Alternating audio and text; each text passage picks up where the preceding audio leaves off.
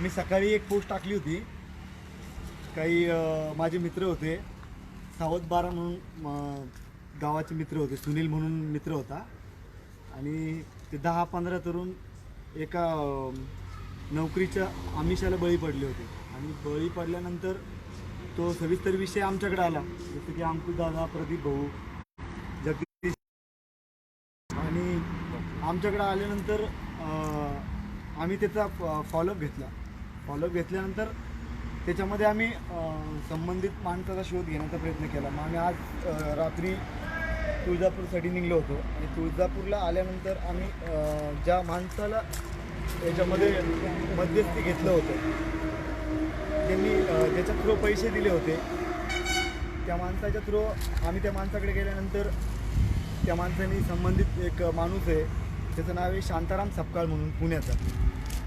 आणि त्याच्याकडे गेल्यानंतर मग त्यांनी शांताराम सपकाळचं नाव सांगितलं. मग मी आमचे पुण्याचे गणेश आप्पा सातपुते, जे महाराष्ट्र नवनिर्माण सेनेचे राज्य उपाध्यक्ष आहे, आणि त्याच्यानंतर धर्मराज सावंत, जे की तुळजापूरचे शहराध्यक्ष आहे महाराष्ट्र नवनिर्माण सेनेचे, आणि सरफराज भैया, सोनाली पाटील, या लोकांनी ह्या सगळ्या प्रकरणात स्वतः हस्तक्षेप करून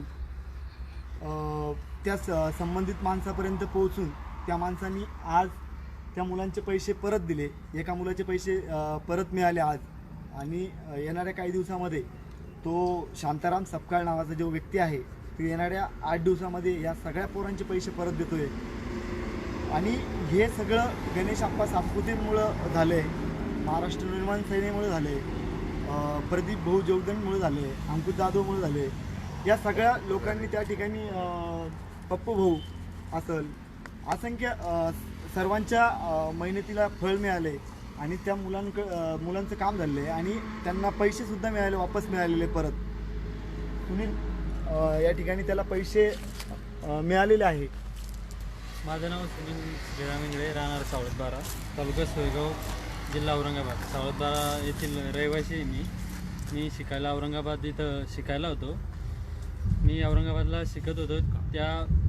त्या पिरियडमध्ये ज्यावेळेस माझे आईवडील घरी एकटे होते, त्यांना नोकरीची आशा लावून काही लोक घरी आले म्हणजे त्यांना नोकरीची आशा दाखवून आणि घरी येऊन त्यांना सांगितलं किंवा असली MES मिलिटरी इंजिनियर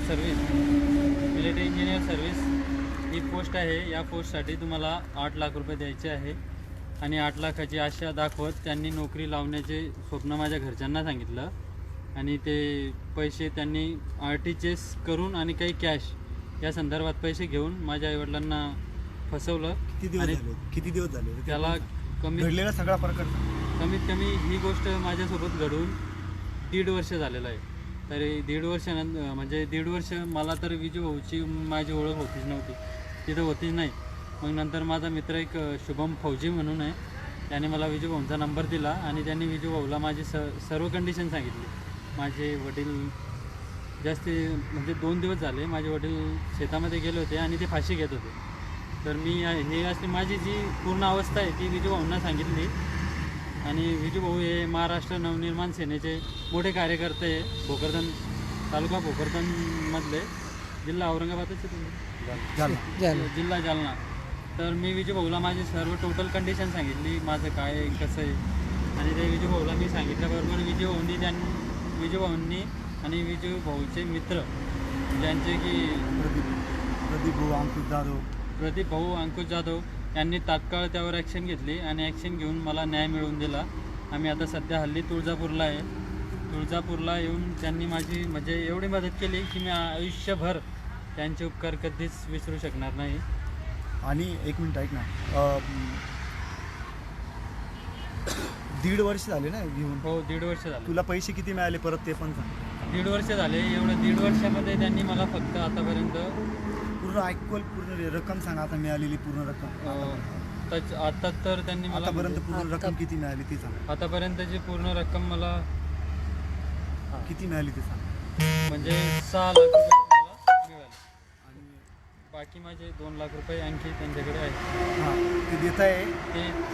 ते ते देत आहेत असे त्यांनी सांगितलं. म्हणजे जे सर होते त्यांनी सांगितलं की बाबा विजू भाऊंना मी तुम्हाला 2 दिवसामध्ये ते पैसे चेकच्या चेकच्या स्वरूपामध्ये देऊन टाकणार आहे. आणि कॅश स्वरूपात आज तुला 2 लाख मिळाले. आज मला कॅश स्वरूपामध्ये त्यांनी 2 लाख रुपये दिले. धन्यवाद. आणि एक मिनिट, प्रदीप तू बोल ना. विजू भाऊचा आणि त्यांच्या प्रदीप टीमचा भाऊ, मनापासून धन्यवाद. प्रदीप बोला. आज या उस्मानाबाद जिल्ह्यामध्ये आज जो नवतरुण आहे सिल्लोड तालुक्यातला, त्याला न्याय मिळवून देण्यासाठी आम्ही इथपर्यंत आलेलो आहोत आणि त्याला न्याय देखील मिळालेला आहे. परंतु माझ्या सर्व नवतरुण बांधवांना कळकळीची विनंती आहे की तुम्हाला कोणीही कुठलीही नोकरी लावून देत नाही. तुम्हाला जे करायचं आहे ते तुमच्या स्वतःच्या बलबुत्यावर करायचं आहे. तुम्ही स्वतः आता नगदी पोलीस भरती येणार आहे, आर्मी भरती आहे, त्याची चांगली तयारी करा. आमच्यासोबत एक आर्मीमॅन पण होते, त्यांनीसुद्धा सांगितलं की आर्मीमध्ये कुठल्याही प्रकारचा भ्रष्टाचार होत नाही, पोलीस भरतीमध्ये कुठल्याही प्रकारचा भ्रष्टाचार होत नाही. मित्रांनो, भरत्या करायच्यात, कुठल्याही व्यक्तीच्या दलालाच्या नांदी न पडता आपली आणि आपल्या कुटुंबाची आर्थिक फसवणूक करून घेऊ नका आणि चांगल्या प्रकारे तुम्ही मेहनत करा. तुमच्या मेहनतीला यश नक्कीच मिळेल. तुमच्या पुढील वाटचालीस शुभेच्छा. धन्यवाद. मित्रांनो, आज ह्या विद्यार्थ्याला जो न्याय मिळवून दिला ते अशाच प्रकारे कुणावर जर अन्याय झाला असेल त्यांनी संपर्क साधावा आणि अशा लोकांना आपण नक्कीच धडा शिकवू. आणि अशा प्रदीप भाऊ जोगदंडे आणि विजूने सांगितलं ह्या प्रकारे अशा लोकांच्या भूलथापांना बळी पडू नका आणि असं काही झालं असेल कोणासोबत त्यांनी संपर्क साधावा. त्यांना नक्कीच न्याय मिळवून देण्याचा प्रयत्न करू. पकड.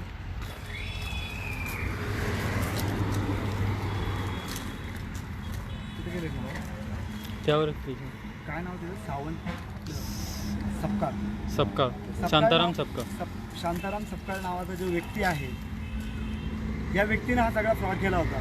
आणि फ्रॉड केल्यानंतर माझ्या लक्षात आलं की बा याने फ्रॉड कशा पद्धतीने केला. तर मग संबंधित एक माणूस त्यांनी मध्यस्थी माणूस ठेवला आणि त्या मध्यस्थी माणसाच्या माध्यमातून म्हणजे एक शिक्षक माणूस त्याला मध्यस्थी ठेवलं का, तर त्याला विश्वास वाटावा म्हणून. किंवा शिक्षक आहे, एका शाळेवर शिक्षक आहे, हा फ्रॉड करू शकत नाही, मग त्याला मध्यस्थी ठेवलं शांताराम सपकाळ नावाच्या व्यक्तीनं. आणि मध्यस्थी ठेवल्यामुळे लोकांनी विश्वास याच्यामुळं केला की तो जिल्हा परिषद शाळेत शिक्षक आहे. आणि मग लोकांनी पाहिलं की बा हा जिल्हा परिषद शाळेत शिक्षक आहे, हा पळून जाणार नाही आहे, गव्हर्नमेंट सर्वंट आहे, या सगळ्या गोष्टीवर त्या बाकीच्या लोकांनी विश्वास ठेवला. असे 20 ते 25 तरुण आहे. आणि आम्ही या ठिकाणी आता 4-5 तरुणांना या ठिकाणी न्याय दिला आहे. ॲक्च्युअल माझ्याकडे ज्यावेळेस हा प्रकार आला त्यावेळेस तर एक माझा मित्र आहे, त्याचं नाव नाही सांगणार आहे, त्याचे वडील आजही हॉस्पिटलमध्ये ॲडमिट आहे. आणि त्याच्या वडिलांनी त्याचं स्वतःचं घर विकून त्या ठिकाणी ह्या सपकाळला पैसे दिले होते. आणि सपकाळ हा कुठं गायब होता, पताच नव्हता त्याचा. पण आम्ही ज्यावेळेस तुळजापूरला रात्री सकाळी 4 वाजता आलो, मग नंतर इथं शोध घेतला, मग ते सरांकडे गेलो, सरांनी आम्हाला त्याचं नाव सांगितलं. मग आम्ही पुण्यातल्या काही पदाधिकाऱ्यांना फोन केला आणि त्या पदाधिकाऱ्यांना फोन करून त्याच्याकडेच पाठवलं. आणि पाठवल्यानंतर सांगितलं की 8 दिवसाच्या आतमध्ये मी सगळे पैसे देतो. पण मी सांगतो की अशा फ्रॉड कंपन्या आपल्या भोकरदन शहरामध्ये बी आहे की ज्या 30-30 हजार रुपये घेऊन तुम्हाला ऑनलाईन बिझनेसच्या नावाखाली 30-30 हजार रुपये तुमच्याकडनं घेत आहे. आणि ह्या गोष्टीवरती कोणी लक्ष केंद्रित करत नाही आहे. आणि मी तर सांगेल की पहिलं असा कुठला जॉब नाही आहे की त्या ठिकाणी तुम्हाला 1 लाख 2 लाख 3 लाख 50,000 एवढं सहजतेची मिळत नाही. आणि आर्मीमध्ये कुठेही पैसे घेतले जात नाही, पोलीसमध्ये पैसे घेतले जात नाही.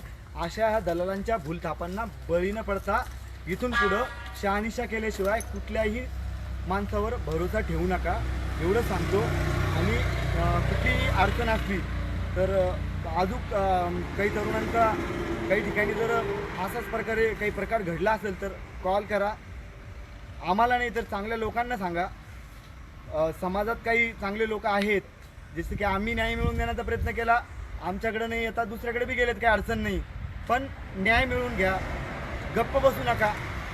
आणि सुसाईड करण्याचा प्रयत्न अजिबात करू नका. सुसाईड करण्याच्या अगोदर एक वेळेस आम्हाला फोन करून सांगा. कारण की ह्या मित्रासोबत जे घडलं त्याचे वडील आज सिग्मा हॉस्पिटलला ॲडमिट आहे. त्यांनी फाशी घेण्याचा प्रयत्न केला होता, गळ्याला लागलेलं आहे. आजही त्याचे वडील त्या एका छोट्याशा कारणामुळं ते आत्महत्या स्वतःला संपवून घेत होते. आणि त्या ठिकाणी आज आम्ही त्यांना न्याय मिळवून दिला. आज वाटतंय की मी काहीतरी करतोय. माझे मित्र की या ठिकाणी येऊन माझ्यासोबत सहकार्य केलं त्याबद्दल सर्वांचे धन्यवाद. चलो करूया. चला धन्यवाद विजू भाऊ.